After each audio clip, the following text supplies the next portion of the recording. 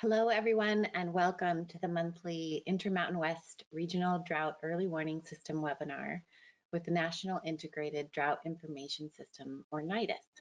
I'm Gretel Fallingstad, and I am the Intermountain West Drought Early Warning System Coordinator and the Drought Risk and Resilience Planning Platform Lead. These monthly drought conditions webinars are a partnership with all 5 states of the Intermountain West region: Arizona, New Mexico, Colorado, Utah, and Wyoming, along with other partners in the region, including the USDA's Southwest and Northern Plains Climate Hubs and the National Drought Mitigation Center. We begin this briefing by respectfully acknowledging the land we are joining from today is the ancestral land of Indigenous peoples. We are in different parts of the country, and this will be different for each of us. The land where I'm speaking from is the traditional lands of the Tewa people, the Ogapo e Awenge, for Santa Fe, New Mexico.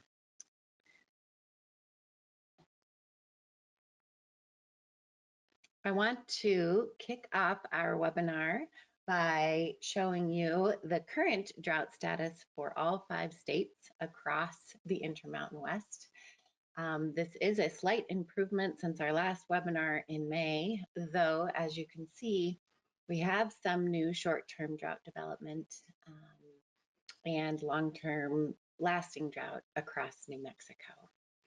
And next, I want to share with you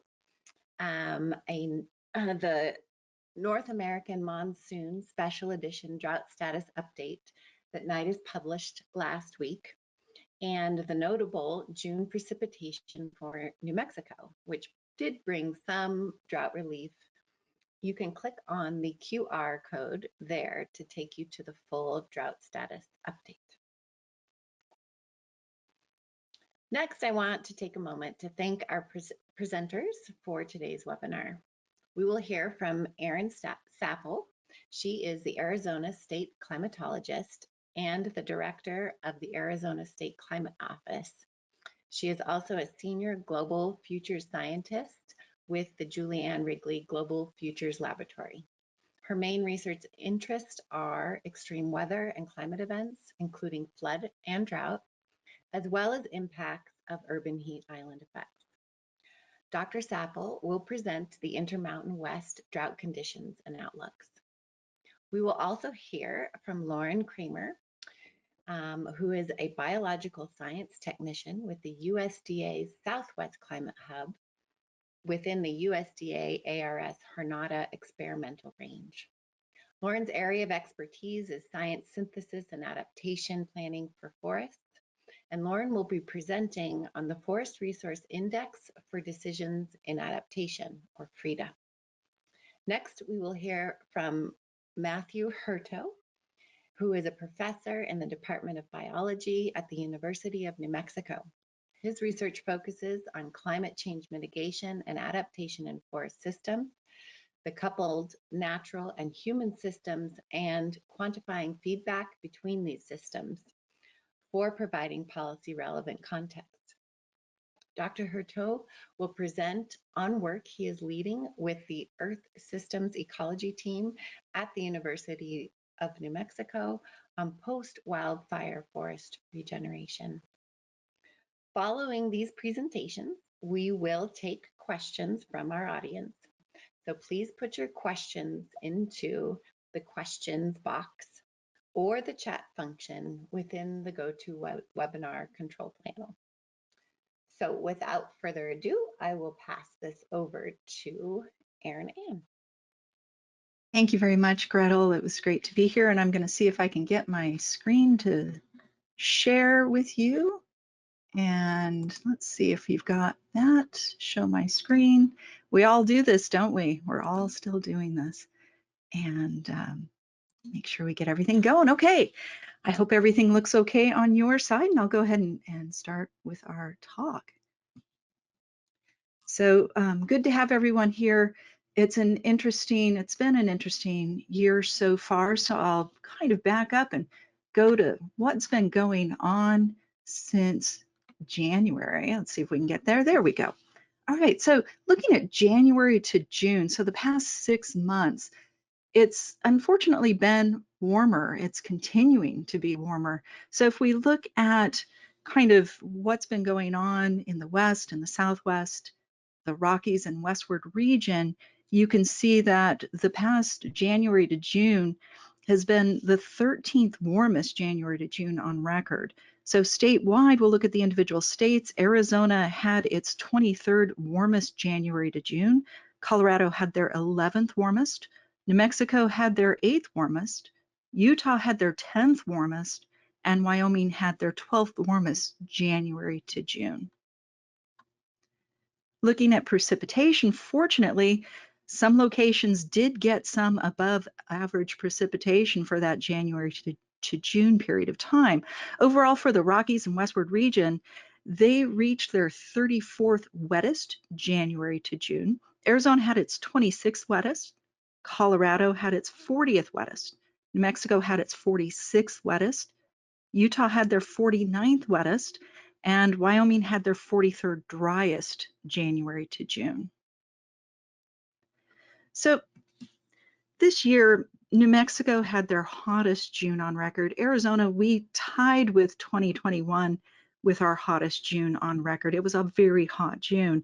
And so it's not unusual to see really hot temperatures in June in Arizona and New Mexico, because those hot temperatures can really start building the monsoon ridge.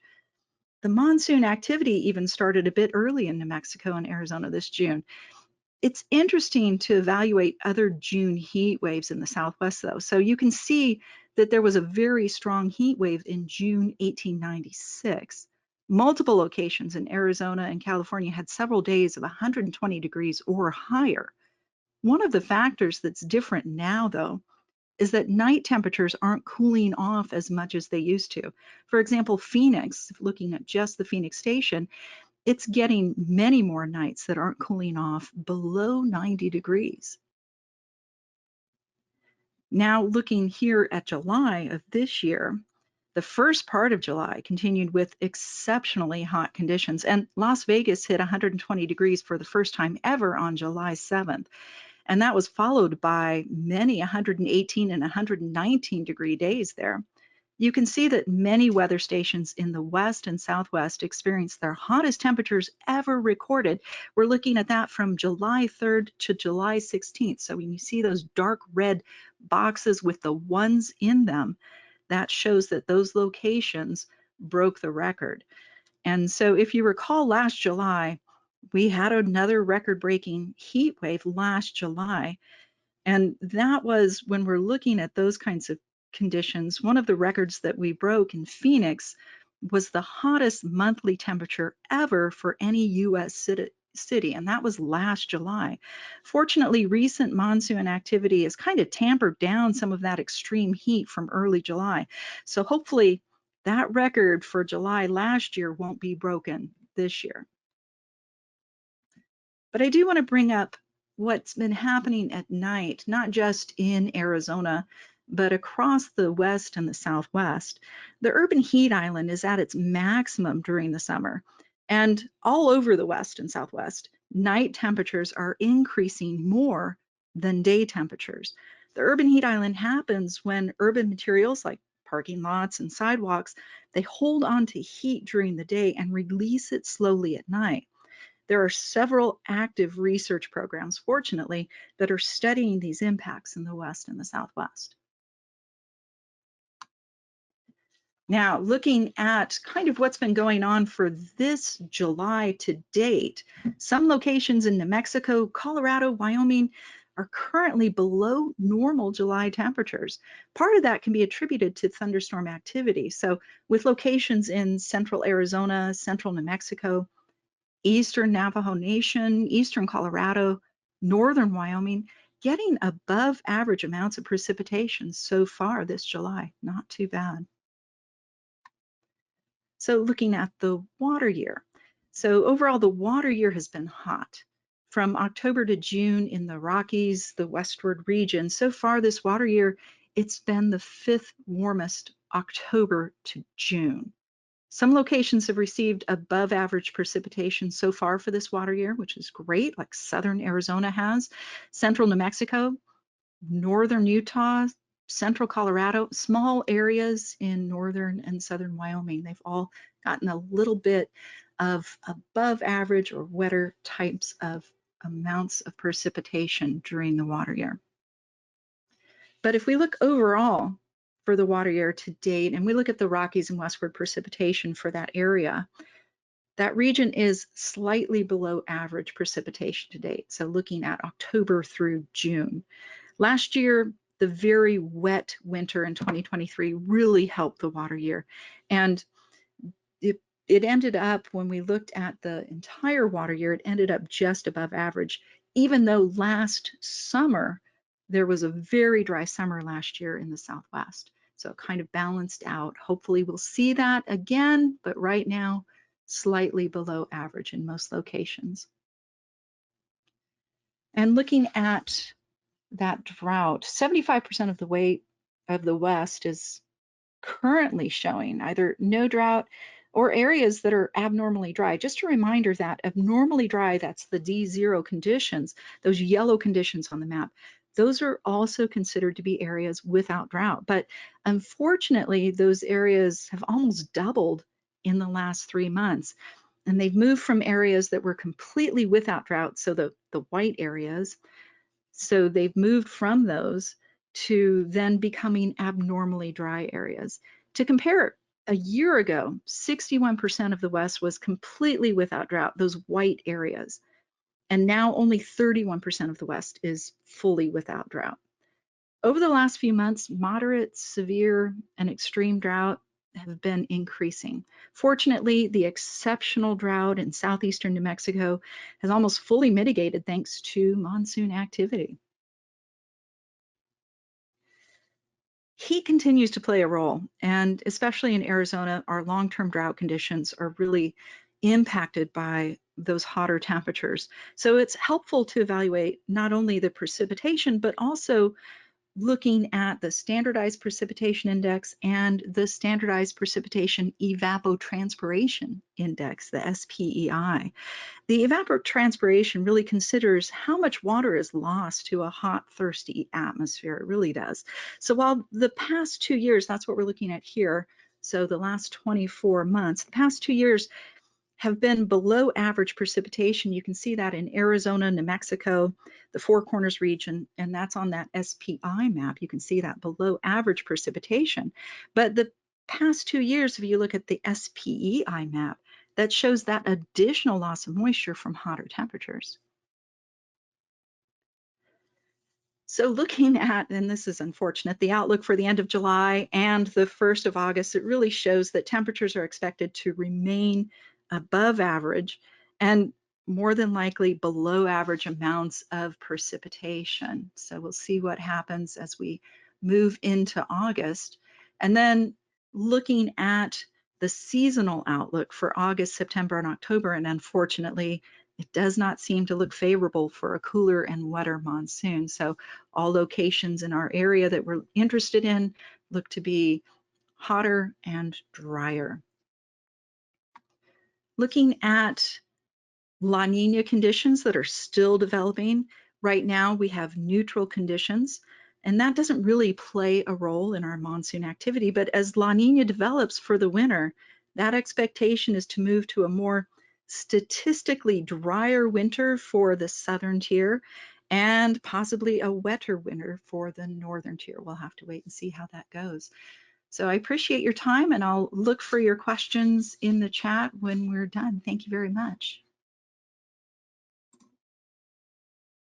Thank you so much, Erin. And next we will hear from Lauren Creamer.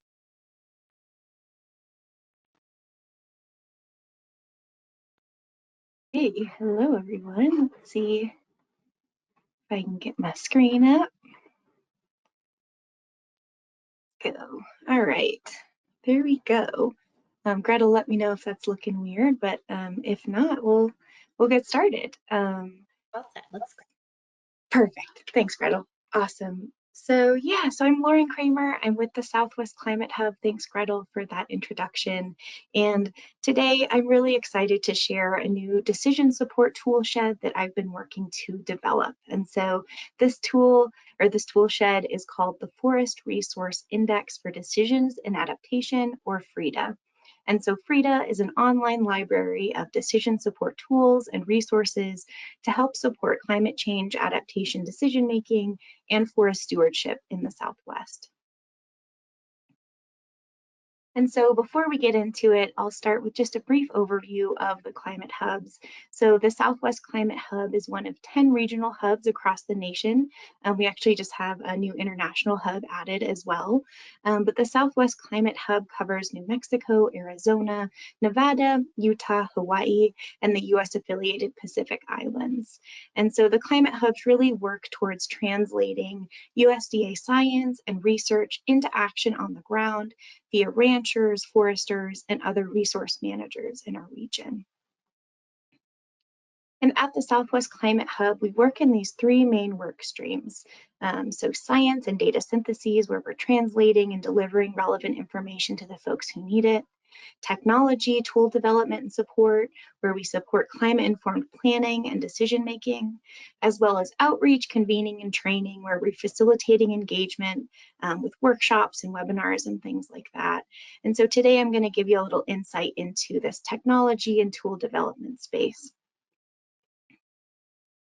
So forests in the Southwest provide essential services such as wildlife habitat, clean air, recreational opportunities, and economic and cultural benefits as well. And forests have been experiencing the effects of severe drought. And so as climate becomes hotter and drier, forests are experiencing more high severity fires, pests and diseases, invasive species, as well as decreased soil moisture and snowpack. So foresters and resource managers and other decision makers who are working towards stewarding these forests have a lot to think about when it comes to planning and implementing management actions on the ground. And climate change is that one additional consideration that just happens to impact all of the above.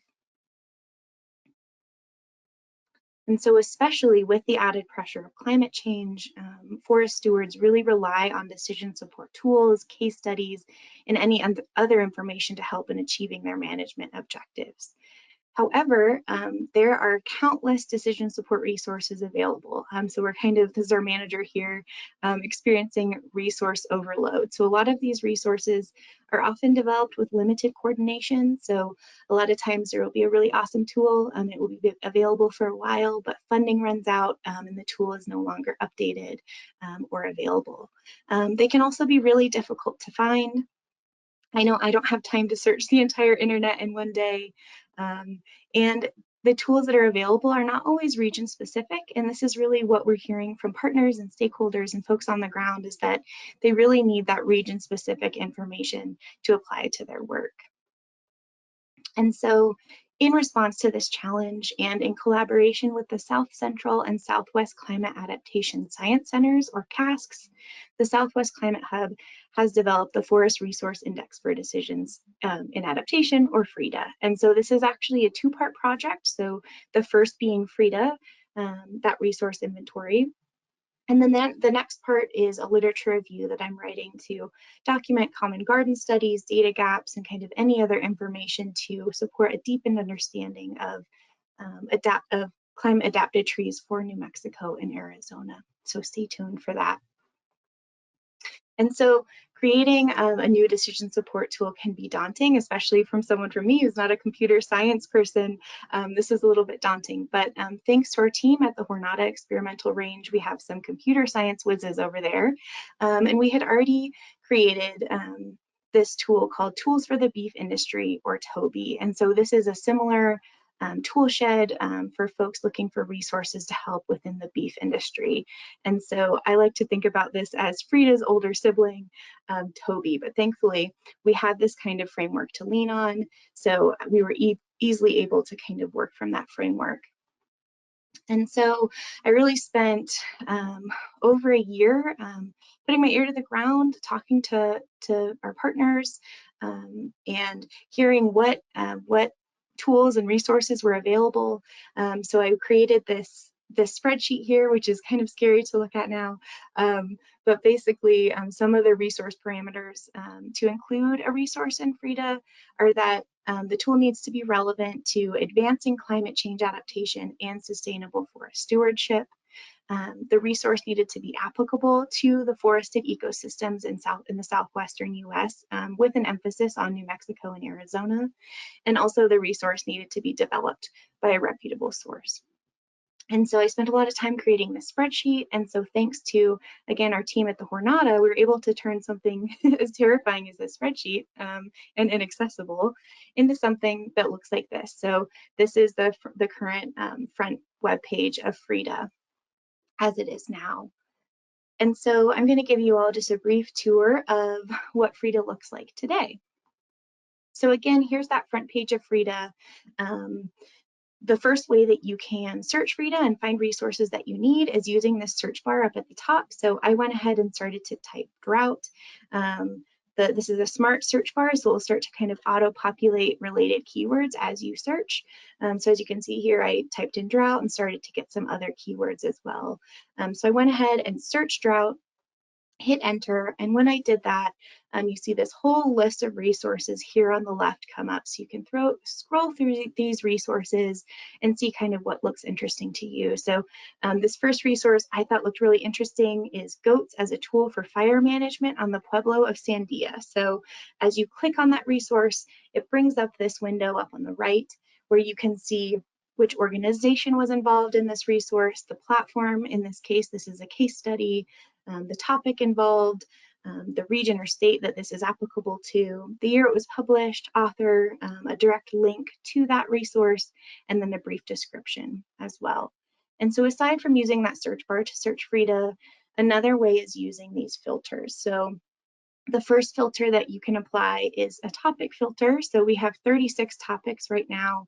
Every resource within FRIDA fits within one or more of these topics. And these numbers here you can see in parentheses, these represent how many resources or tools are available within that topic.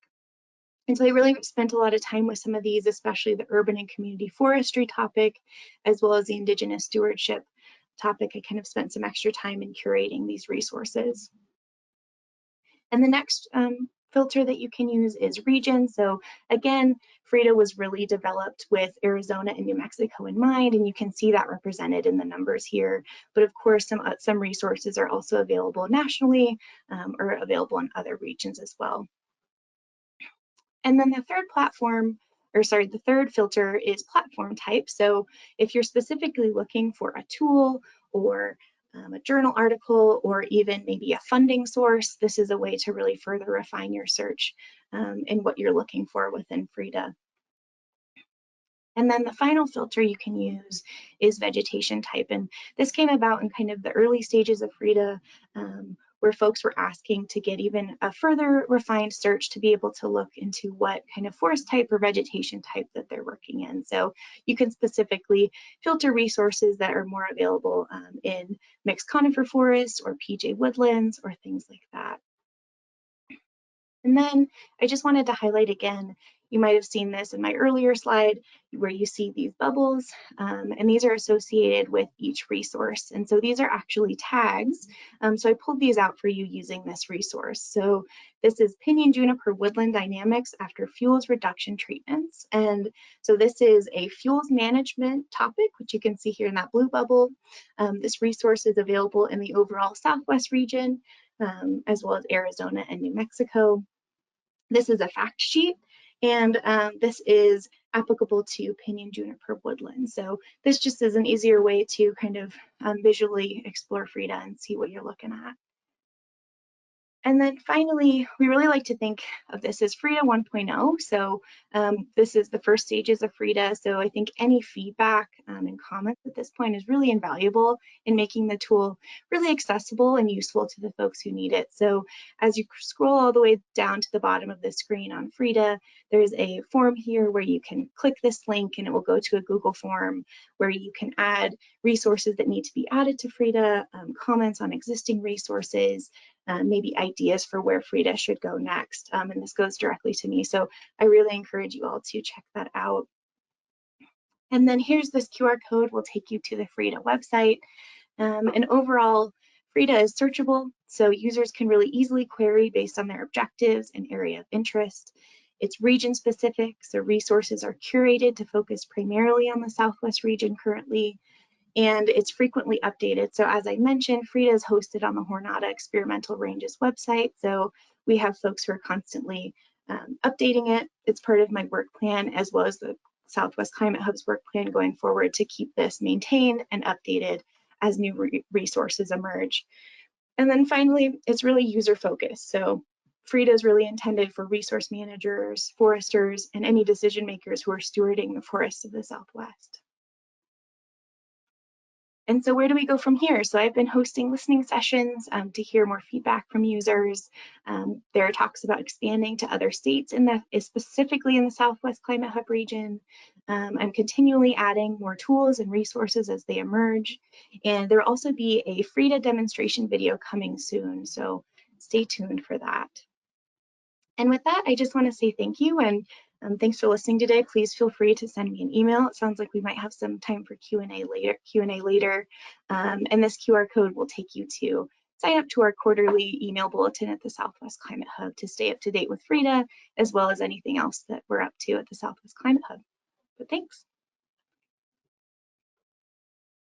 Thank you so much, Lauren. That was a wonderful presentation, very informative. What a valuable tool. And next, we will hear from Dr. Matthew Horteau about what New Mexico is doing in terms of fire risk and regeneration. So Matt, I'm gonna share presenter mode with you, and you should be able to share your screen. All right, thanks, Gretel. And I think I've got that up. Is that correct? I'm not seeing it just yet. Okay.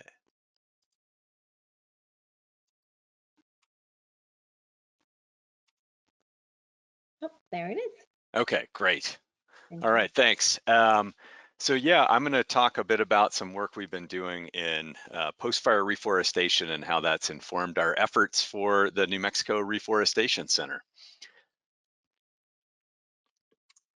So high severity burn areas increasing across the western US. It's been driven primarily by the combined effects of fire exclusion, which have increased tree density and fuel loads, and also increasing atmospheric dryness. So as the atmosphere heats up and demands more water from the ecosystems, fire can more readily propagate across these forested ecosystems.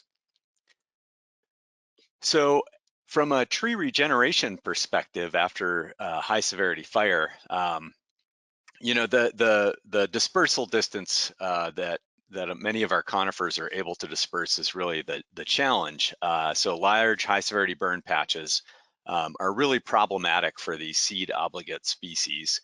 Many of our conifers throughout the western US, there's a handful that resprout who are the main part of their range is down in Mexico, but do come up over the border.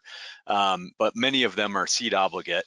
And you know, really widespread species like ponderosa pine, which has a range from northern Mexico all the way into southern British Columbia.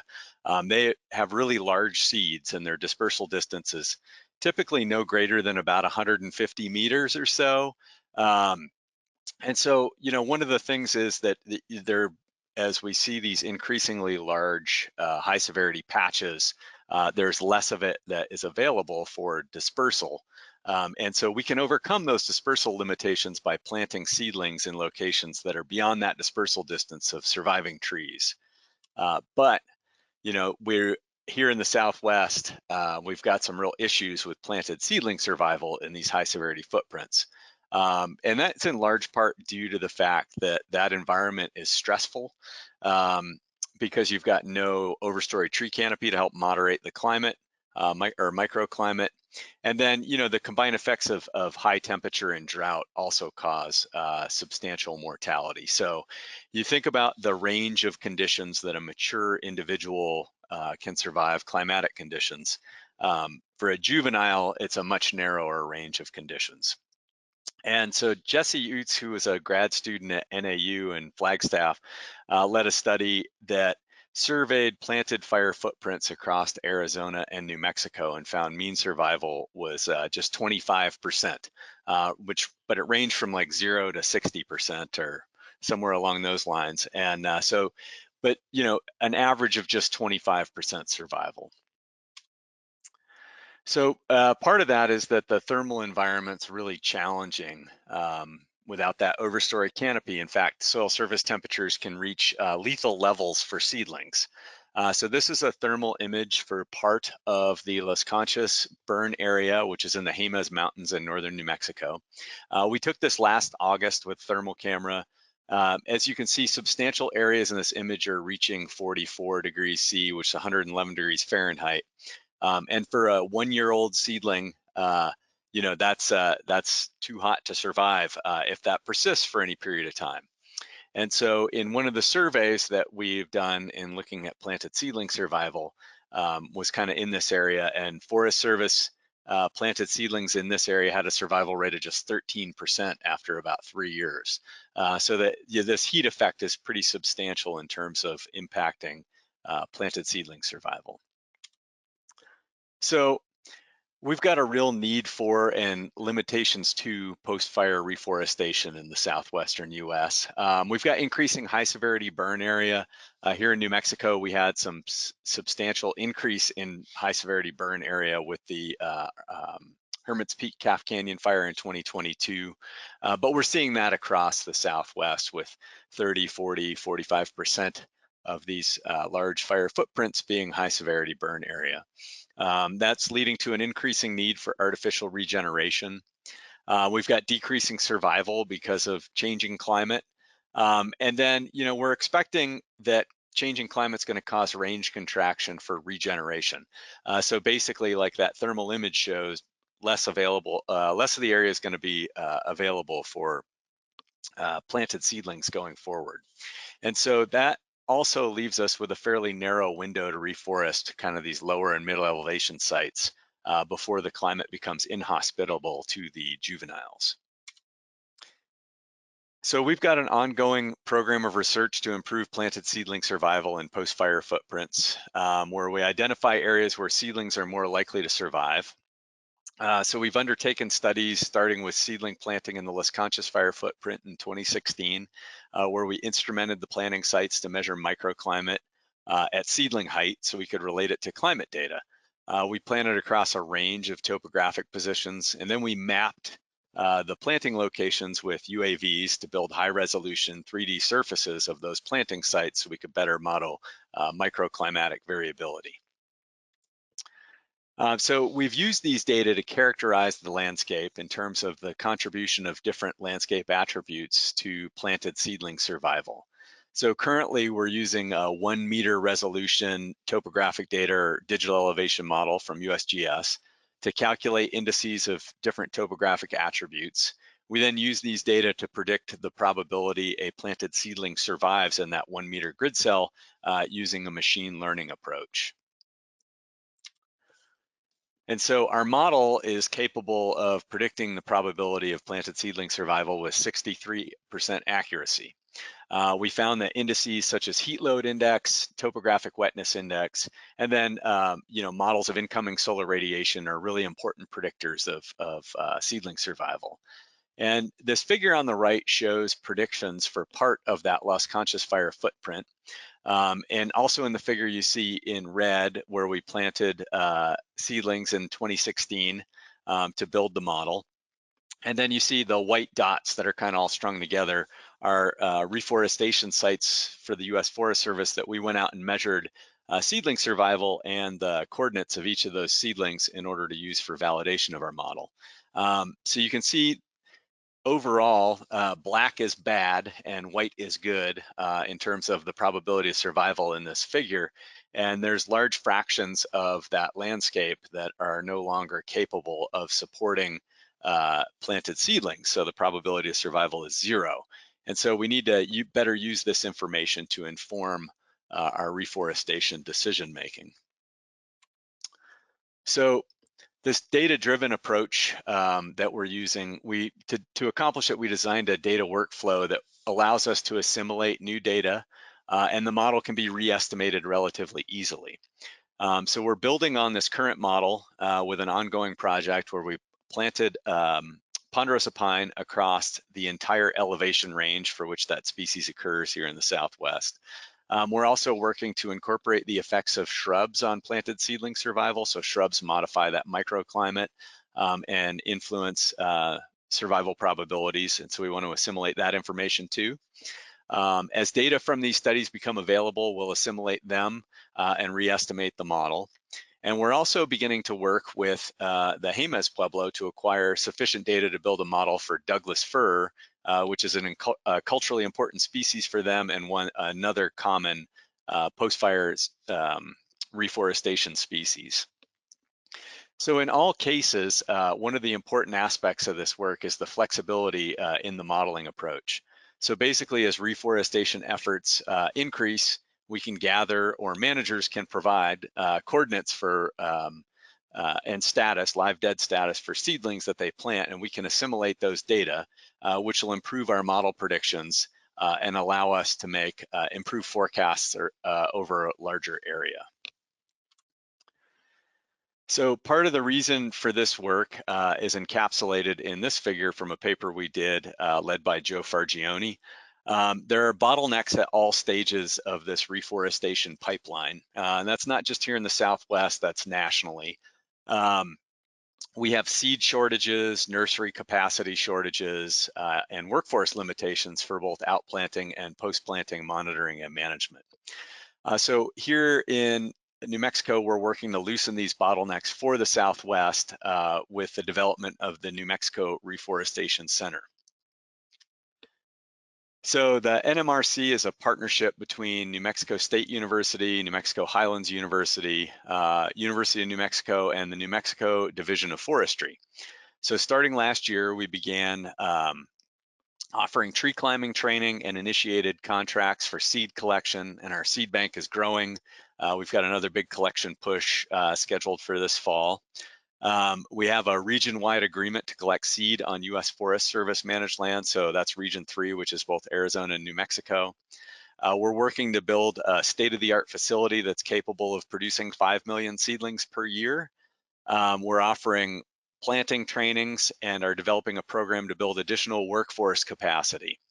At the core of this NMRC effort is the data-driven approach to reforestation that we're developing to increase survival, because even when we're producing 5 million seedlings per year, we're not going to be growing enough seedlings if 75% of them die when they're planted out every year. So we conceived of this idea in 2019 and 2020 when we were writing the reforestation part of the New Mexico Forest Action Plan, and realized that there was no way to meet reforestation objectives because there just weren't enough seedlings available in the marketplace. So since then, we've secured approximately $40 million in state and federal funding.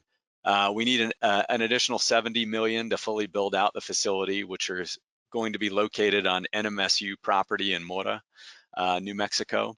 And we are about to commence the design and engineering process with the intention of breaking ground in about 12 months.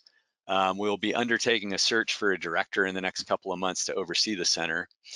These are definitely exciting times for us, and you know, kind of the realization of all this effort. And we're really looking forward to the point when we are at full production capacity and we can start to make a dent in some of the reforestation need across New Mexico and the rest of the Southwest.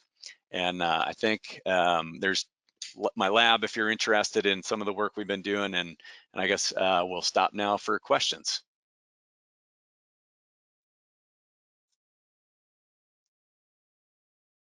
Excellent. Thank you so much, Matt. That was a great presentation. Good to understand a little bit of the process, the bottlenecks of the process for reforestation. We do have a few questions that came in our questions box. The first question is for you, Aaron, and that is, if you were looking from last July to this July, and in particular with those heat indexes rising, Where do you think we may land here by the end of this July 2024? Thank you, Gretel. That's a great question. You know, last July was exceptional in so many ways. Here in the Southwest and the West, we had multiple records being broken.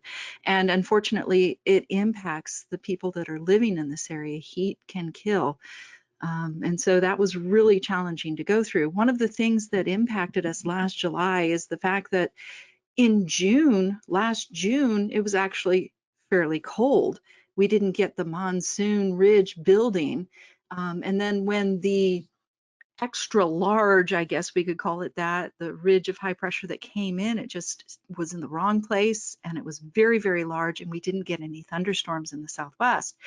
Those thunderstorms that we get with the monsoon season cool us down. So last July was exceptional in so many different ways. Um, too much heat and not enough rain to cool us down. Fortunately, this July is a little bit different. Yes, it was very, very hot the first couple of weeks, but we've had a lot of activity. We had the monsoon season start up early in June, which was surprising and good. And then we've had a lot of activity coming on through since then. So hopefully we're not going to be breaking any of the records that we broke last year. Hopefully everything will temper down a little bit. Thanks. That was a great question. Thank you, Erin. We do have a follow-up on that question, which is with the June and early July being so hot, folks were expecting higher short-term evaporation in SP or EDI and SPEI, those two drought indexes. And the curiosity is, was there something keeping evaporation down? I'm not sure if I've seen that particular location, but I'm happy to talk with anyone if they want to email me and we can have a chat about that. We can look at that chart. I'm not quite sure which chart we need to look at, but I'm very happy to have that conversation. I think that's important to understand what goes on with the SPEI. Awesome. Thank you.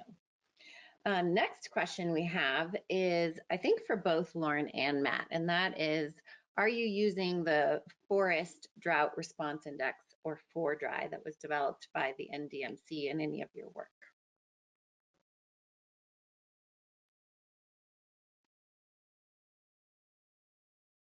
I guess, Lauren, do you want to take that since you've got the toolbox? Sure. Yeah, I can. Yeah, I'm pretty, that's such a good question. And I want to say that that work is available in Frida, but I need to check. I need to check on that to see, because if it's not, it definitely should be.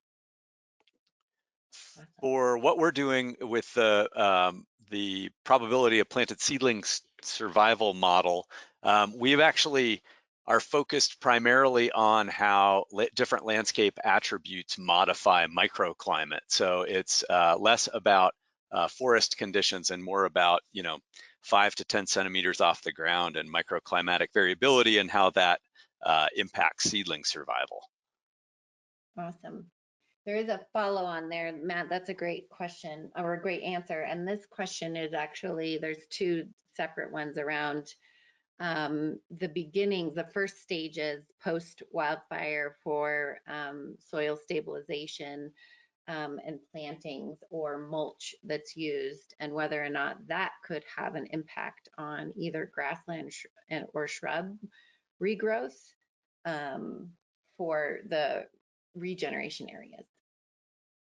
That's a good question. I think that the stabilization work that they do on steep slopes is largely beneficial for keeping soil in place and allowing, especially species that are capable of resprouting or seeds that are still in the seed bank and still viable to germinate or resprout and establish and help starting to hold down that soil. Awesome. And then there was one question specific to New Mexico in your work surrounding the Cap Canyon and Hermit's Peak fire scar burn. Have you started any restoration work there or analysis there, or is it on the list for your next steps with the center? Yeah, so that's a great question. We have run the model over the HPCC footprint. We provided it to the Forest Service.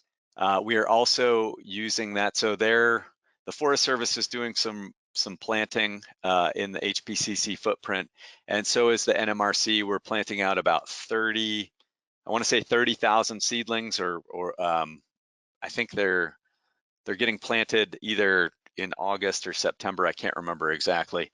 But anyway, so that work is ongoing.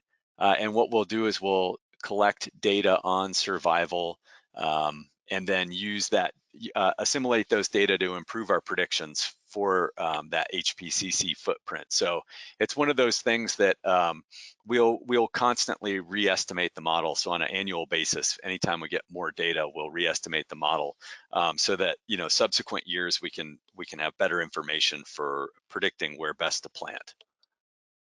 Awesome, thank you so much.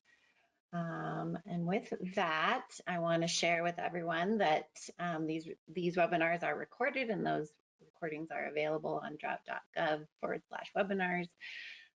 You can click on that QR code to see past webinars and save that as a favorite if you miss one of our webinars. And I want to thank all of our speakers and thank our audience for participating. You can click on this QR code if you'd like to sign up for Intermountain West Drought Early Warning System announcements, events, webinars, and drought status updates. So without further ado, we will end this webinar. Thank you so much.